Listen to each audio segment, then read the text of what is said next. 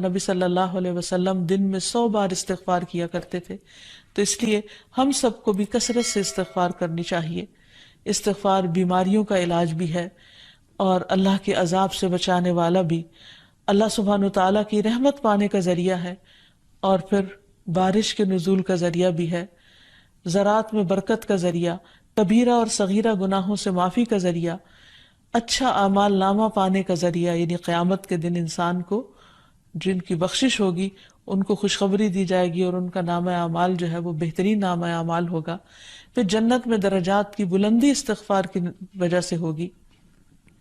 تو اس لیے ضروری ہے کہ ہم اٹھتے بیٹھتے اپنے گناہوں کی معافی مانگتے رہیں، اور استغفار کے لیے انسان اپنی زبان میں بھی اللہ تعالیٰ سے بخشش مانگ سکتا ہے، لیکن بہتر یہ ہے کہ اگر انسان قرآنی دعاؤں اور مسنون دعاؤں کا سہارا لے اور ان کو سیکھ بھی لے، کیونکہ یہ ہم سب کی ضرورت ہے۔ سورۃ نوح میں اللہ سبحانہ و تعالیٰ فرماتے ہیں، حضرت نوح علیہ السلام نے اپنی قوم کو استغفار کرنے کو کہا، اور کیا کہا؟ فَقُلْتُ اسْتَغْفِرُوا رَبَّكُمْ، میں نے اپنی قوم سے کہا کہ اپنے رب سے استغفار کرو، اپنے رب سے معافی مانگو۔ تو نتیجہ کیا ہوگا؟ اِنَّهُ كَانَ غَفَّارًا، بے شک وہ بہت زیادہ معاف کرنے والا ہے۔ يُرْسِلِ السَّمَاءَ عَلَيْكُمْ مِدْرَارًا، تم پر آسمان سے خوب بارشیں برسائے گا، آسمان کو تم پر برسنے والا بنا دے گا۔ وَيُمْدِدْكُمْ بِأَمْوَالٍ وَبَنِينَ، تمہیں مال اور بیٹوں سے مدد دے گا۔ وَيَجْعَلْ لَكُمْ جَنَّاتٍ، تمہارے لیے باغات بنائے گا۔ وَيَجْعَلْ لَكُمْ أَنْهَارًا، اور تمہارے لیے نہریں جاری کر دے گا۔ آپ دیکھیں کہ ایک انسان کی خواہش کیا ہوتی ہے کہ اس کو کیا کچھ ملے، یعنی رہنے کا مقام اور حالات جو ہیں وہ پرسکون ہو، پھر اس کے بعد یہ کہ مال ہوں، بیٹے ہوں، باغ ہوں، اور زندگی کی اور آرائشیں اور نعمتیں ہوں۔ یہ ساری چیزیں کہاں سے ملتی ہیں، کیسے ملتی ہیں؟ استغفار سے ملتی ہیں۔ عام طور پر لوگ پریشان ہوتے ہیں، دکھی ہوتے ہیں۔ مثلا ایک شخص ایک بزرگ کی محفل میں آیا اور اس نے کہا کہ میرے حالات بہت تنگ ہیں، مجھے بہت پریشانی ہے، میرا رزق بہت تنگ ہے، تو آپ مجھے کوئی وظیفہ بتائیے۔ تو انہوں نے اس کو کہا کہ کثرت سے استغفار پڑھو۔ دوسرا آیا، اس نے کہا بچوں کی شادی نہیں ہوتی، تو آپ نے اس کو بھی کیا بتایا کہ کثرت سے استغفار کرو۔ تیسرا آیا تو کہنے لگا کہ بہت قحط سالی ہے، فصلیں اچھی نہیں ہوتی، تو آپ نے اس کو بھی استغفار کا بتایا۔ تو کسی نے ان سے پوچھا کہ بھائی 3 لوگ آپ سے 3 ڈفرنٹ مسئلے لے کر آئے ہیں، اپنی پریشانیاں لے کر آئے ہیں، آپ نے تینوں کو ایک ہی چیز بتائی ہے۔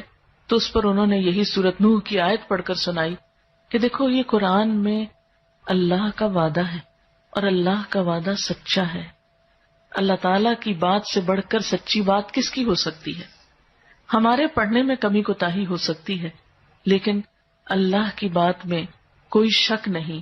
ذالک الکتاب لا ریب فیہ، یہ وہ کتاب ہے جس میں کوئی شک نہیں۔ لیکن یہ ہے کہ بعض اوقات ہم خود پڑھنے میں کوتاہی کر دیتے ہیں، تو جن کا رشتہ نہ ہو رہا ہو وہ بھی، جن کا ہو چکا ہو اور شادی کے پرابلمز ہو وہ بھی، جن کا ہو چکا اور پھر بچے نہ ہو وہ بھی، ان سب کے لیے ایک ہی وظیفہ ہے، اور وہ کیا ہے؟ استغفار کا۔ پھر اسی طرح ایک اور جگہ پر ایک اور پیغمبر نے اپنے لوگوں سے کہا وَاسْتَغْفِرُوا رَبَّكُمْ ثُمَّ تُوبُوا إِلَيْهِ إِنَّ رَبِّي رَحِيمٌ وَدُودٌ، اپنے رب سے معافی مانگو اور اس کی طرف پلٹ آؤ، بے شک میرا رب رحیم ہے اور اپنی مخلوق سے بہت محبت رکھتا ہے۔ یعنی جب کسی بندے پر کوئی تکلیف آتی ہے تو ایسا نہیں کہ اللہ تعالیٰ اس پر خوش ہوتے ہیں اور جان بوجھ کے ستانا چاہتے ہیں بندوں کو۔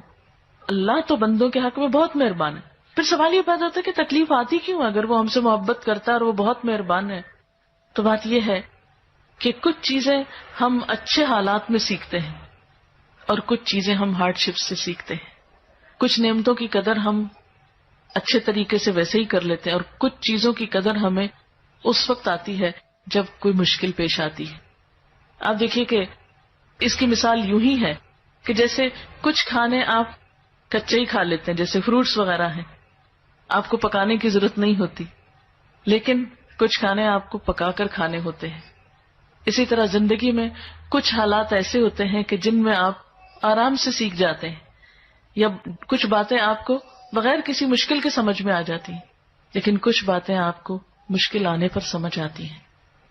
اور جس طرح انسان پختہ اور میچیور ہوتا ہے مشکلات میں، آپ نے دیکھا ہوگا کہ جو بچے ہارڈ شپس میں پلتے ہیں وہ بڑے ہو کر ان میں اسٹیمنا زیادہ ہوتا ہے، لیکن جو بچے بہت نعمتوں میں اور نازوں میں پلتے ہیں وہ اتنے بہادر اور اتنے ہمت والے نہیں ہوتے. اس لیے دھوپ اور چھاؤں، غم اور خوشی، دونوں اس کائنات کا حسن ہے. دن اور رات ایک بہت بڑی نشانی ہے ہمارے لیے. تو اس لیے جب تکلیف آتی ہے تو اس موقع پر انسان اللہ کی طرف زیادہ رجوع کرتا ہے، اللہ کو زیادہ یاد کرتا ہے، زیادہ ذکر کرتا ہے، اور اس طرح انسان کے گناہ دنیا میں ہی معاف ہونے لگتے ہیں. ایک اور جگہ پر آتا ہے وَأَنِ اسْتَغْفِرُوا رَبَّكُمْ ثُمَّ تُوبُوا إِلَيْهِ يُمَتِّعْكُمْ مَتَاعًا حَسَنًا، اور یہ کہ تم اپنے رب سے معافی چاہو اور اس کی طرف پلٹ آؤ تو وہ تم کو اچھا سامان زندگی دے گا.